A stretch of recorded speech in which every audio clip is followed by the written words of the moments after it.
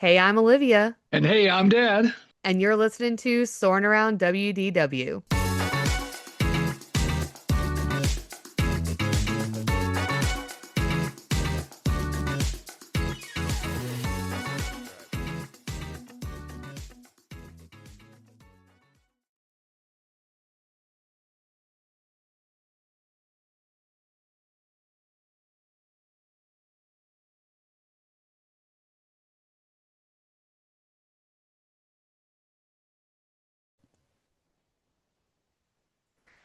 Happy Wednesday, flight crew. Today we are heading back into the future, parks of the future, that is.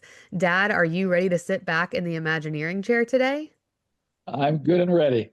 Okay, so for those of you who might have missed our first episode of this series, in Parks of the Future, we spin the WED wheel to select an underused or forgotten corner of Disney World, from abandoned attractions to abandoned spaces.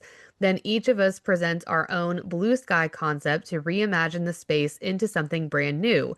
It could be a ride, a show, or a restaurant, with a mix of creative dreaming and Imagineering details. We dive deep into the storytelling, design, and guest experience to bring new magic to life, one idea at a time. At the end of the episode, we will spin the wheel for the next Parks of the Future episode to tell us what type of theme we will dream up next. But then you all, as the listeners, will vote on Instagram or the comments on Spotify or YouTube to tell us which spaces you want to see us revamp. The poll for this week's show was so funny because people were ultimately split directly in the middle between Magic Kingdom and Epcot, and we had, more than 100 people vote. So it was hilarious. It was 50% exactly. So I had to post a second story, a second poll, and the park that won in the second poll was Epcot. So that is where we're going to be reimagining our concept. Last episode of this series, we spun the wheel, and the concept that we decided we are going to be coming up with was a show. So that is what we are bringing to you all today. So, to give you a little bit of background, when we first talked about this, we didn't really say where in Epcot. We kind of left it open-ended. And then a week or so into planning, I asked Dad, well, what are you kind of thinking so I can look up some information about, the section of the park where you're thinking? And he had the exact same thought as me. So, Dad, why don't you tell the listeners where we are going to be imagining the shows for today? Well, probably no surprise to a lot of your listeners that know Epcot. Uh, we're both going with the Wonders of Life Pavilion, which is, I guess, now the new Discovery Land or something like that. Is it called Discovery? Is that side of the park? Yeah, I Um, think I, so. Let me I see know what they, it's called now. yeah, they broke it into a different, they call it different things at different parts. It's all kind of new to me. But anyway, yes, the Wonders of Life Pavilion that's been closed, I guess, since January 1st of 2007. So it's been closed a long time. Yeah, yep. And we'll kind of get into a little bit of the history. It is over, if people are not familiar, we'll talk about where it is. It's over near kind of Guardians of the Galaxy. But to give you a little bit of background, there are a few empty spaces kind of sitting in Epcot waiting for use, but this was the best space that both of us could think of because it's, for obvious reasons here very shortly too, but it's a really large space. It's kind of tucked away in the back a little bit, so you might not know looking at it from the front. But when I was looking at it on Google Maps, I was really surprised how big the whole area is back there. So, to give you some context, for those who do not know, the Wonders of Life Pavilion in Epcot at Walt Disney World opened on October 19th, 1989, beneath a golden dome located between Mission Space and where Guardians of the Galaxy Cosmic Rewind are now. Obviously, those attractions were not there back when this opened. Dedicated to health, fitness, and the human body, it featured attractions like Body Wars and Cranium Command. Sponsored by MetLife until 2001, the pavilion's popularity declined afterward, leading Disney to shift it to seasonal operation in 2004 before its permanent closure on January 1st, 2007. So, like Dad said, it's been closed for a really long time. From 2007 until 2018, the space served as Epcot's festival center for events like Flower and Garden and food and wine festivals. They would also host seminars there, sell merchandise, and do film screenings at different times.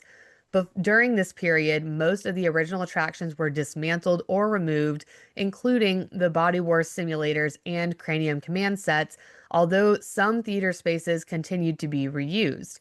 In 2019, Disney announced plans to transform the building during their big announcements about EPCOT at the D23 that year, and they were going to transform it into something called the Play Pavilion, which is an interactive city-themed experience slated for Walt Disney World's 50th anniversary. However, as we've talked about a lot on this show in the past, the pandemic caused delays, and so the project was quietly canceled in late 2022, leaving the structure occasionally used for special corporate events, but mostly sitting abandoned and empty.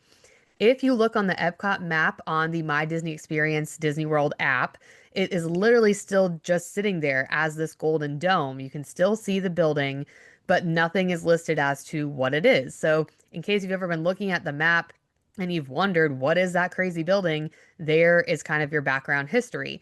One thing that I've seen actually on YouTube is a couple of years ago, I'd have to look at exactly how long ago, but some people snuck into the building kind of back when it was abandoned. And there's actually like quite a bit still sitting back there that has not really been as demolished. Like different things from Body Wars, the creepy little doll from Cranium Command. Now I can't remember. What is his name? Do you remember? I thought, wasn't it Buzzy or something like Buzzy. that? Yeah. Yeah. Yeah. Have you seen those videos of people sneaking into this space? I have. I seem to find those kind of videos where people sneak into different places across Walt Disney World. I always get a kick out of it, even though don't do that. It's not a Yeah. good idea. You could get banned from Disney World for life. But yeah, I've seen a lot of those, and I've seen the one where they check out Buzzy, and I thought somebody actually took Buzzy, and then something like that, where they stole Buzzy and they found him eventually and brought him back or something like that. I think I read that somewhere a number of years ago, but maybe I misspoke. No, you're right. There was a story about Buzzy being stolen from Cranium Command, and that was in like 2018 or so. But like, it's kind of this, I don't know if it was a rumor or true, or Disney kind of tried to hush it, but it says the animatronics clothing was recovered after a former Disney employee, Patrick Spikes, sold it to NBA player Robin Lopez, but the figure itself has never been publicly found. So Oh it's one of wow, these things like similar to this Louvre, they just stole all these jewels from the Louvre.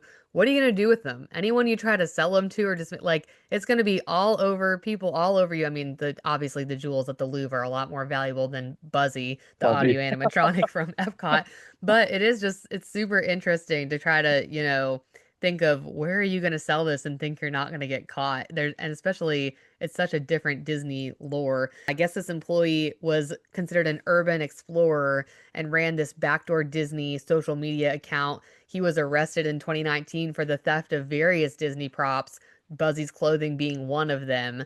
I guess the entire animatronic, I don't know again how legit this is. This is all via Google people, but it was valued at $400,000.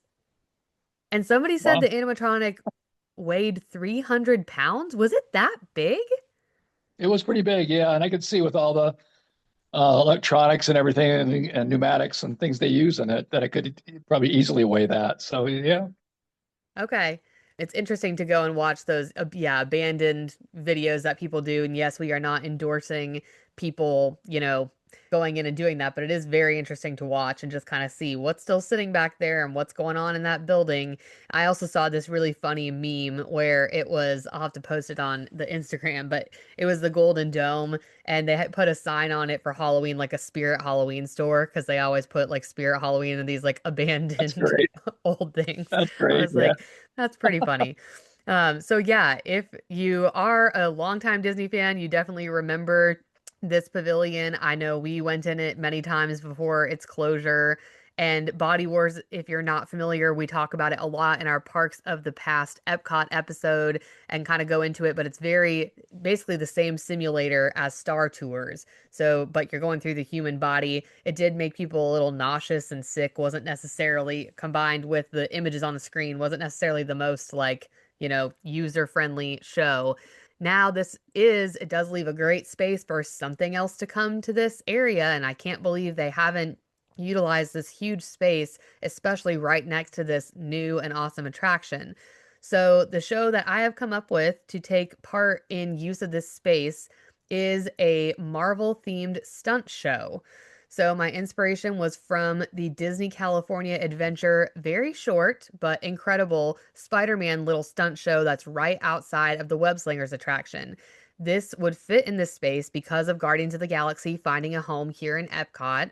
And so to help things be a little more cohesive in the parks instead of things being all over the place in multiple different parks, I thought a Marvel type stunt show could be really cool here and a good use of this space that has just been kind of hanging out empty.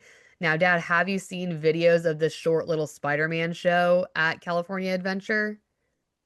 I have, and it was pretty impressive. Yeah, when we saw it in person, I did not show Maddie any videos. He's a huge Spider-Man fan, and so Mhm. are my girls. So I did not show them any videos. We showed up, and Maddie's like, "What are we doing?" And I'm like, "You'll see." And he was blown away. And I mean, this show is like literally 3 minutes long. It's very short, but it's so cool. So I think something with that type of technology, a longer stage type show, could be really cool. The actual space of what we're working with here, the building and everything that's associated with this pavilion is about 80,000 square feet. So it's really big. And for an example, the Beauty and the Beast stage show at Hollywood Studios is only about 20,000 square feet of space. First time in forever, the Frozen sing along show is 25,000 square feet, and Nemo is about 30,000 square feet. So obviously, I'd want to use this space for more than just the stage show. This would be an awesome space to have more permanent Marvel character meet and greets. They could have a little quick service place in there or something else. I think that this show could easily work here and be a good use of the very large space that is just sitting empty. Something that does make my show a little bit complicated, to give a little bit more background for those who aren't familiar with the other Orlando theme parks, is that Universal currently has the right to use certain Marvel characters in their Islands of Adventure theme parks, which means Disney World and Orlando cannot use the same characters that are featured in their parks. There is also no end date to this agreement that they have with Universal. So, unless Universal demolishes the attractions that they currently have, nothing new can be built by them or by Disney that doesn't already exist in the park. So the rule is based on which characters appear or are referenced at Universal Islands of Adventure, which are quite a few. So those do include most of the core Avengers and their related heroes and villains. Like when I first started thinking about this, I'm like, oh, well, duh, Spider-Man, Captain America, the Hulk, but you can't use any of those characters.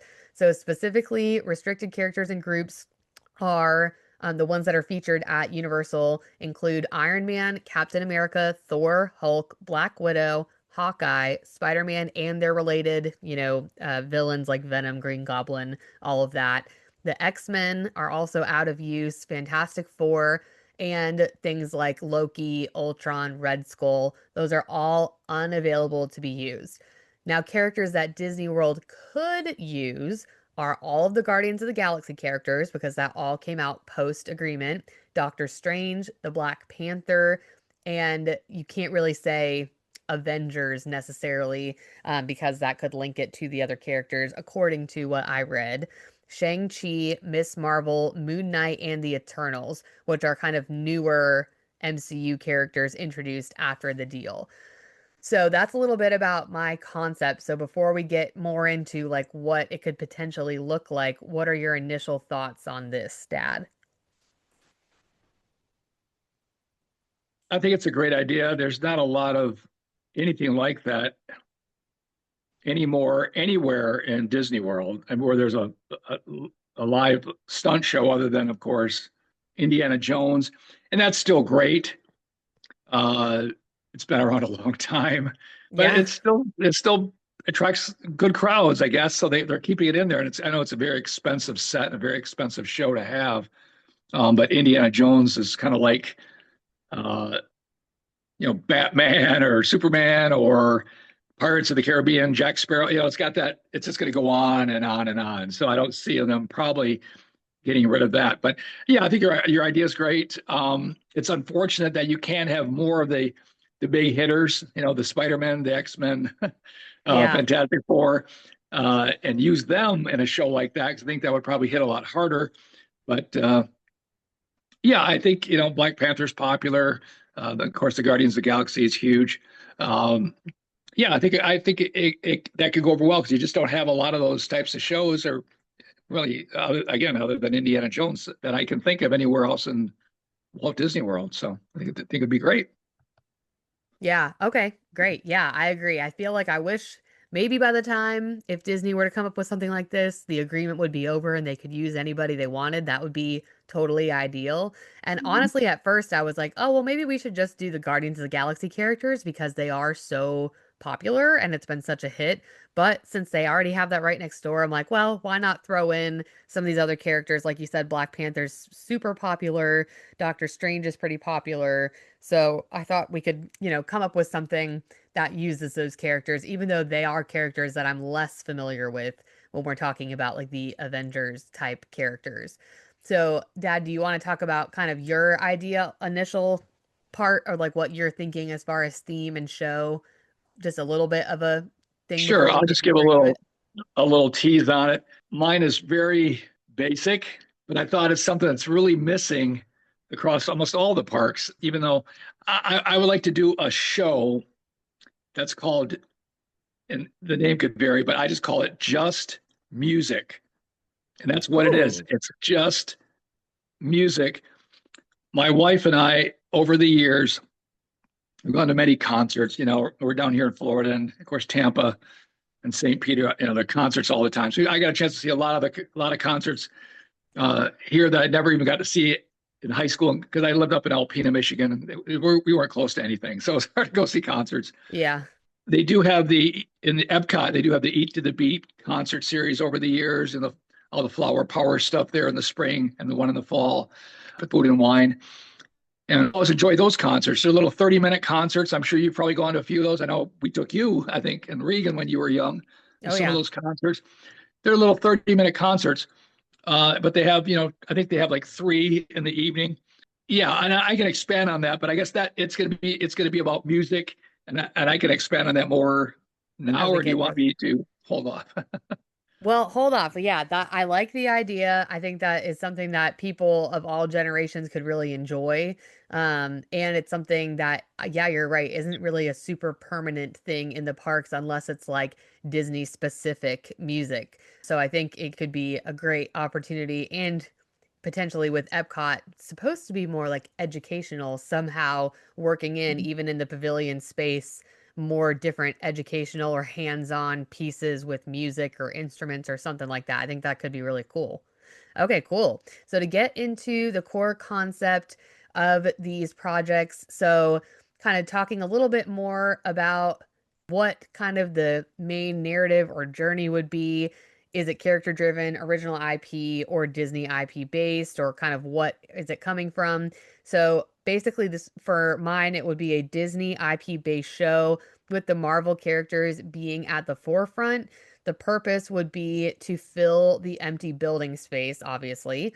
And the tone of the show would be funny, but also have some awe-inspiring stunts and pyrotechnics, acrobatics, as much as we could with an indoor theater, because obviously are a little more limited than Indiana Jones, where they can have these huge explosions and things like that. We obviously wouldn't be able to do quite that much, but mostly thinking about these like stunts, acrobatic type things that similar-ish to like the Lion King acrobats and things that they used to do in Tarzan Rocks, but with the Marvel characters. So that's a little bit about what I'm thinking for mine. So for yours, Dad, obviously the purpose would be the same to fill this empty building space, but would you say the tone of the show would be funny, serious, heart-wrenching? Like how would you describe for the show you're thinking about with the music? I would say definitely it would be a serious music show, and I'll just spin on this just a little bit so it's not so vague what I'm thinking about. Yeah. This would be something, this would not be groups you would be familiar with. It wouldn't be Journey or it wouldn't Yeah, the be Beatles or these bands, right? The bands that have been around forever, and you're paying them to come here. It wouldn't be like Eat to the Beat, where these are well known groups that kind of made their mark, and now they're kind of at the end of the cycle with their bands, and they're enjoying coming to Epcot and playing, and from time to time, and they probably go all over the place, county fairs and all those things. It's not those people. These would be people that wouldn't be paid. They would allow them into the park. They would have to pay to get into the park, but they would have to come on their own. Room and board and all that would have to be done by them. But they would audition maybe by Zoom a call or FaceTime, or send in to Disney their music act. And I'd like to see music acts from not just pop or rock, but country, jazz, blues, choirs, rap, hip hop, bluegrass, a cappella, or an orchestra. And so you'd have all these different things. And this is not just a one day. That music or that group that they select would come in and maybe do 4 or 5 30-minute shows of sets during the course of a day, and maybe they'd stay for 3 days. And then in the next 3 days, you'd have another group, but it'd be different types of music, different types of genres of music all the way, day after day after day. And they would advertise, of course, outside what's going to be going on there, but people could just come on in, and it'd be a 30-minute set. And I don't know. I just think something like that would be really cool. And the kicker is and I don't want to get into more detail, but they would have to do some sort of audition, and Disney would have to select, which they're very good at doing things like that, right? They Yeah. know their music. And these are people from all over the country, maybe Canada, maybe all over North America, maybe all over the world at some point. But they'd have these different types of music come in and play, and that would be very good. They might be getting paid professionally somewhere in a bar or something, or wherever, at a hotel or a casino or whatever, but they're not well known. And this would be their chance to get in front of a lot of people and get well known. And there's another kicker to it, but I'll get into that later. Okay, cool. Yeah, it reminds me a little bit of like the American Idol experience at Hollywood Studios, A little bit, yeah, a little mixed bit. with like America's Got Talent, mixed with like, but like, yeah, I like it. And I like the idea of it not being big name people because that would obviously be very expensive for Disney. But like you said, this could be a very good advertisement for these like lesser known artists. And also with the way that social media is these days, it's like if people go and see this person play and they come back the next day and they're like posting about it, it's almost like free advertising for these groups too, which Sure. Disney creators are, they get things noticed and get people noticed and can grow pretty quickly. So that would be Right. really cool. Okay, cool. I like it. So getting into the storytelling and script, kind of talking about different things like the structure and what it would be. So for me, truly the show that I'm thinking of would be best if it could be done obviously in Disney California Adventure in Avengers Campus because then they would have the full availability to use characters like Spider-Man and Captain America, which are fan favorites, but since we're a little bit more restricted on our character usage, we'll have to stick with the current allowed characters in our show. So the title that I came up with is Marvel Battle for the Nexus, and guests are invited into a research symposium on cosmic energy and heroism hosted by EPCOT scientists. The demonstration is suddenly disrupted when a dimensional rift opens, pulling in heroes and villains from across the galaxy. Guests would witness live action stunts, pyrotechnics, digital effects as the heroes battle to save reality. And some characters that I love from these movies or from the franchise that have not been featured that would be great would be obviously like Star-Lord and Gamora from Guardians of the Galaxy. Rocket and Groot would be kind of more of the comic relief and like tech type things. Scarlet and Gamora could kind of lead the story and be the two kind of main people. Doctor Strange can open up the rift with his mystical experiment gone wrong. Shang-Chi, who I wasn't as familiar with, so I had to have Maddie help me with some of this, but martial arts and acrobatic fight choreography could be included with that. Black Panther would be more like combat or agility showcase, like showing strength, like crazy strength or crazy combat scenes or something like that. Miss Marvel can be kind of displayed via projection mapping and like LED arm extension, looks like, different things that she does in the movies, because they're pretty good at kind of making things look super real, obviously. And then Moon Knight could have this surprise appearance where he does this high flying stunt rig fight kind of thing. So that's kind of what I came up with. I don't have an exact plot of how everybody would interact and exactly what they would say and do, but that's what I was kind of thinking a little bit of as far as the outline and as getting into like what the set would look like. Obviously, initially it would open up and look like you're kind of in this research lab and maybe, Star-Lord and Gamora are kind of talking about the with the Epcot scientists, and then things kind of go awry with Doctor Strange or maybe some of the villains from some of these movies. But yeah, that's a little bit of what I was thinking of. There'd be a lot of different technology that we could use with this projection mapping, as well as potentially animatronics for some of it. It would be really cool to have different kinds of lighting. And then the costumes and visuals would obviously look very much like what they wear in the films for familiarity and for people to be able to recognize who they are, especially since they're not quite as known as like Spider-Man or Captain America, things like that. But I do think it would give a good opportunity for these characters to then have a meet and greet in this same space outside of the theater afterwards. So that's kind of what I was thinking as far as my script and storytelling. So tell us a little bit about yours, Dad, and what you were thinking as far as the twist and things. With mine in the just music venue, what I thought would really be cool if they had to do a certain number of songs. They have to do roughly 30 minutes. The show would be 30 minutes. So I'm thinking two original songs that they have come up with that nobody really knows, just to Okay, prove that yeah. they can, songwrite and put music together. Two covers of, whatever songs they want to do, popular songs from whatever, 50s, 60s, 70s, 80s, 90s, whatever they want to do, but songs that people obviously would know. And then the last song they would do is a Disney song. Okay, yeah. So if you can imagine a Disney song done by a symphony, that's probably pretty common.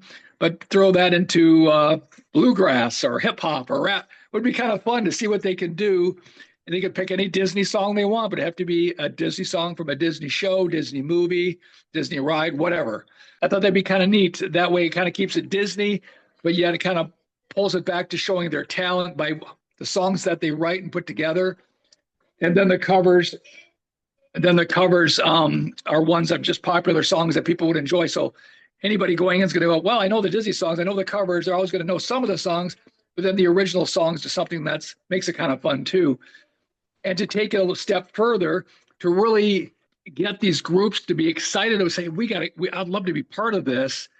And knowing that they're not, getting paid, they're just getting their name and their face out there in front of a lot of people. Yeah.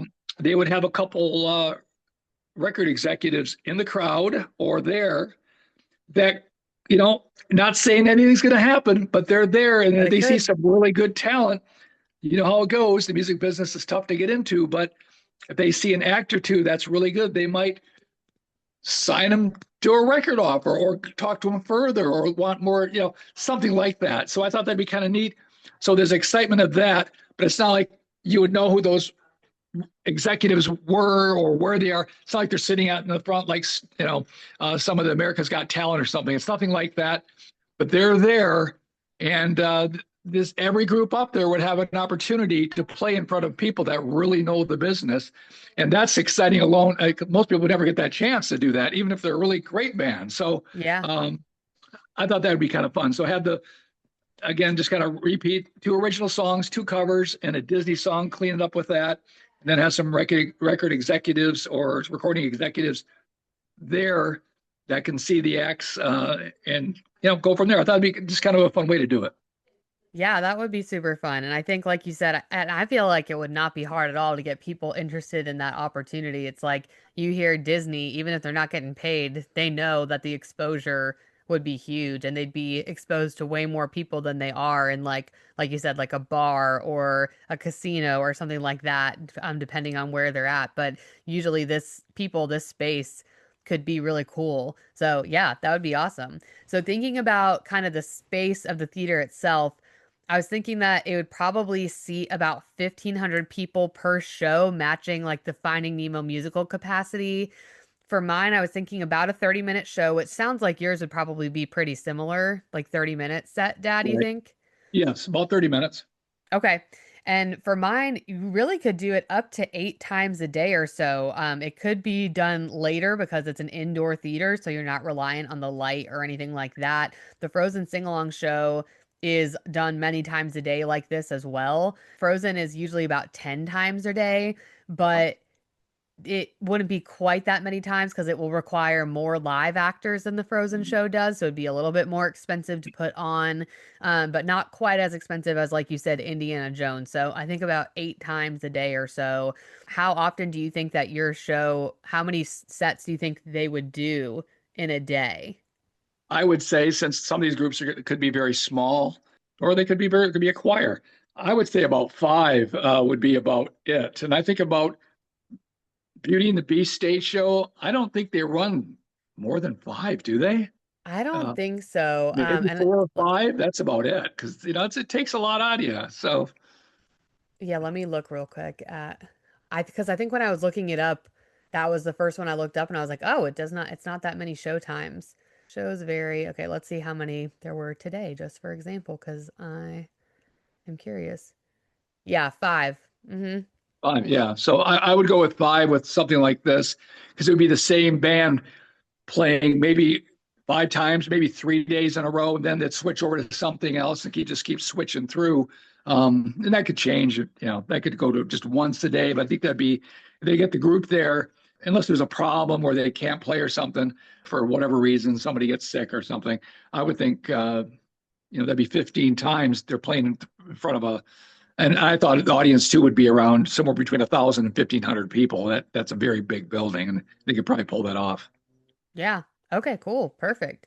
Well, we are all about the cues, so I think there'll have to be some kind of pieces of a pre-show or elements in the cue that you could put, that fit with the show. So for mine, kind of thinking putting you right into the Nexus verse and getting you excited about the show you're about to see instead of a lot of the other stage shows where the cues are just super boring, like we talked about in our cue review. It's like the outside of Nemo is nothing, the outside of the Festival of the Lion King is nothing. You're just kind of standing, waiting. So I think there's ways that we could somehow put interactive elements and thinking about yours with the music, like even having, you know, instruments or something that the kids could mess with and like drums or like I don't know, similar to Winnie the Pooh, how they have the interactive cue piece, different things that kids could touch and mess around with, but that are like fixed, so they're not necessarily something they could pick up and walk away with, but to kind of get them into the music gear or kind of into the thing, and maybe even a little pre-video that the group records that they can play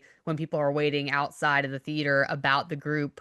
That could be too. But for mine, yeah, maybe a little pre-show video reminding you of these characters that you might see in the show, so people have a little bit more familiarity with which characters are going to be present because they might be lesser known of the different Avengers or Marvel characters. And for both of us, it sounds like the show is really going to appeal to all ages. And for the superhero show, I like that it's something quote unquote for the boys, although my girls love superheroes too. There's a lot of princess driven areas in the parks though. And so this is a great option that everyone can enjoy. I think, not just for boys, not just for girls. I just hit the mic. Not just for boys, not just for girls, but for everybody. But it is something that's a little bit more boy driven because there's not a ton of that necessarily in such a princess heavy, obviously, area. Being Disney, they have a lot more than princesses, but that seems to be the focus of many of the shows is the princess characters. Anything else you can think of, Dad, that you would add for the queue or for the kind of stage and showing pieces for your show? I think the staging, I'd want to keep it. I would want the whole theater to be kind of like old school theater, and just have a one main stage, no rotating stages. And sure, there'll be some lighting, some awesome lighting, and maybe some fog machines for certain groups that want that, but not to Yeah. get too caught up in all of that. Try to really focus on the actual members of the bands and choirs or whoever's performing, focusing on their talent, their music, and not on all the other stuff that's going around. It's not going to be a Kiss concert, unfortunately, since I loved Kiss when I was a kid. But it's not going to be that. It's going to be something just to really show off their talent and focus on that. So it'd be kind of a simple It's not going to be projection mapping and all kinds of crazy stuff going on to really focus on the entertainers themselves.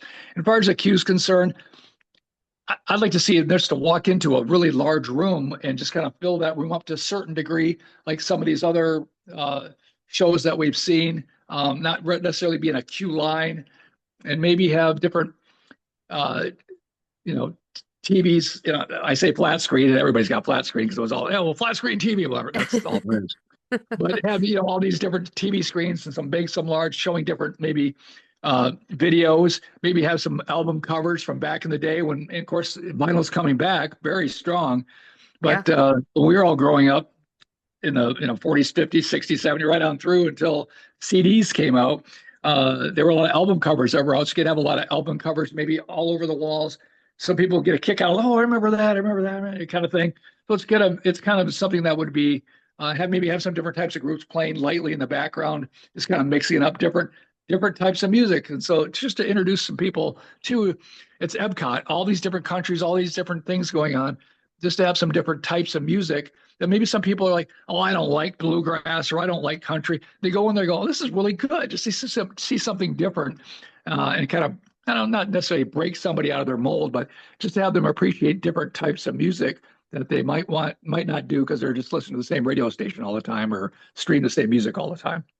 Yeah. No, I think that's a great idea. And I like the bringing people into a space and not having it necessarily like a zigzag switchback queue kind of a Oh, thing would be yeah. cool. And with Rock and Roller Coaster going away, I think like being able to maybe even use some of those old posters or elements that they had in there and reuse them in this kind of space would be cool. And it would be cool to see that whole kind of dome area turn into like a history of music or history of sound, and they could, kind of have a little museum type area of old, different things that could be pertinent. I don't know, just to stick with the education piece and Epcot that it's supposed to be too. That could be cool. Yeah. Okay, the only other piece that I had for my show that I wanted to share is the audience pre-show interaction and that I wanted to kind of bring. So kind of one element that's a little bit makes it a little bit different, or not necessarily different, but brings people into it, makes it a little bit interactive. So thinking about a pre-show interaction, I really love when they choose people to participate in some way, like they used to do in Indiana Jones, having some kind of super family or family of the show or something of that nature to come and announce and say, like, they can't say Avengers Assemble because you can't say Avengers, but something like that. But then the family also would get to like sit up and center in the front of the show. And it doesn't have to be, kids necessarily, but I always think it's super adorable when it is kids. And of course, I have to say, as a kid who participated in shows like this all the time, the kids would get a certificate saying they were the announcers of the show and an It's a Kadoozy coupon, even though I don't even know that they sell these anymore, but some kind of treat coupon because that was such a win as a kid. So I would bring that back. I know they don't do it that much anymore, but I think that would be important. And they would say something like, please welcome today's hero family, the Johnsons or whoever here to open up the portal and start the battle for Nexus. And they could say something like, instead of lights, camera, action, or whatever they say in Indiana Jones, something that would be related. At first, I was like, Avengers Assemble, but they can't say that. So something else. I can't think. It's the end of the night, guys. I cannot come up with anything else off the top of my head. Is there anything you would do to have audience participation be part of your show, Dad, or something that people could do to interact with the show almost? The only thing I can think of is on their way out, the group or band or choir or to some degree are maybe they're behind ropes, but as the people are leaving, the people would be there. Like, and then you could say, Oh, hey, yeah. they could get the kind of like you do at some of these theater productions that had been at the schools. All the cast members are waiting outside as you're leaving, and you can talk to them a little bit, or you can say, hey, good job, or whatever it is. There's some interaction there, and I think the people and the kids would get a kick out of that. Yeah. And that's all I can really think of because it's hard to be really interactive when they're up there performing. It's not going to call some kid on stage, to play lead guitar or something. It's just not. Yeah. Yeah, that could probably happen, but it's probably not going to. That's something like that's probably not going to work out. But yeah, to have them maybe be available after the show as they're walking by, and they could, they want to shake hands with people or or whatever. How they, if they want to interact with the guests to some degree, I think that would be real nice too. Okay, cool. Yeah, I think that could be really cool. And I think it'd be cool for people, especially if they really liked them, to go and meet them and get a picture with them. And then that's, like we talked about social media advertising, it's like free advertising for this group or these people and getting their name out there. That could be really cool. So yeah, that's a cool, I like that little interactive element. Okay, great. So this was a great use of the space. Very excited to kind of present these things. I'm going to come up with some elements to post that would be for both shows so that you guys can see kind of a little bit about what we're imagining in our heads. I'm not super creative with being able to come up with visual concepts for these things, but a little bit of some concept design so that you guys can see what you think. And we hope that you guys enjoyed getting to hear our little ideas for some of these shows. But I wanted to go ahead. We are going to spin the WED wheel to come up with what we will come up with for our next Parks of the Future episode. And again, these episodes are not going to be every week. They're going to be every couple of weeks or so, maybe once a month, depending on what else we have going on the schedule. But I know people got to, really appreciated our first episode and thought that it was pretty cool. So thank you guys for everybody who wrote in and liked our concepts and were excited about the things we are coming up with. So on the wheel, I went ahead and removed show just so that we don't have the same exact thing multiple weeks in a row. But I did put attraction back on there. I did leave restaurant on there and I added resort as another option so we can kind of rotate through different ideas. So let's spin the wheel. Okay, so restaurant is the winner. So we are going to come up with a restaurant for one of the parks, and I will post on Instagram on Friday for you guys to be able to vote which park you want us to come up with a restaurant for, and then we will get to decide where we want to put it within that park. So thanks again for everybody for voting. It was super fun to kind of see what you guys wanted to see or where you wanted. I think we had a couple of votes for Animal Kingdom, but for the most part, I think everyone knows Hollywood Studios has a lot of shows, so people weren't as interested in that, but it was fun to watch the votes kind of go back and forth and ending up in a tie. That was crazy. But I wanted to really quickly before we sign off here get into our would you rather for the week. So we actually had a perfect would you rather that also wraps in a listener question. So our would you rather this week is from the Instagram handle Nose in a Book, which is a person after my own heart. And their question for us was, would you rather be able to cancel or demolish any current attraction or be able to design, theme, or create your own new attraction? And I thought that was fitting for this Parks of the Future episode. What would you rather do, Dad? Demolish or create? I don't like to demolish, even if it's something that I don't really care for. I hate to see Disney stuff go away. They're tearing up the rivers of America, right? I saw Yep. videos of them with the backhoe out on Tom Sawyer Island ripping it up. I'm like, oh man, Yeah. even though we didn't spend a lot of time there, there's just something about that that's just never very fun. But yeah, I would like to design my own. Whether it would ever get off the ground or not, it's another story. But it's fun to dream different concepts up. But I would say that. Okay, yeah, I agree. I think that out of the two, I'd rather be able to design. I wish that there was unlimited space to be able to continue to add stuff and not have to get rid of old stuff. But this is funny. So then our friends at Idiot's Guide to Imagineering, they asked us if you could completely demolish one attraction at any park, what would it be? So now you just said you don't want to demolish anything, but if you could demolish something, which attraction would get the boot first? That's tough because there's a few, not a lot of them. There's a few of them that I wouldn't bother me at all. I guess probably the number one would be the darn barnstormer. They Yeah. can pull that down anytime soon. It's uncomfortable. It's a short. I've never been on a coaster that's that short unless it's at a county fair. Yeah. Uh, it's what, 30 seconds maybe. Yeah, I would say the barnstormer. I would get the backhoe out and take that out in a hurry. Okay, yeah, that's definitely up there for me too. There are a couple of them that come to mind right away. So let me think about I feel like the other one, which people might get mad at me about this, is the Tomorrowland Speedway. I know people might be like, no, I love that ride. It's classic, whatever. Leave Autopia in Disneyland, leave it alone. But Tomorrowland Speedway could go. It's a huge space that is just not my favorite thing. The gas fumes, it's loud. Half the time, the cars break down. So I really feel like that is one that I would be happy to demolish to put something else in that large space. So that is what I would pick.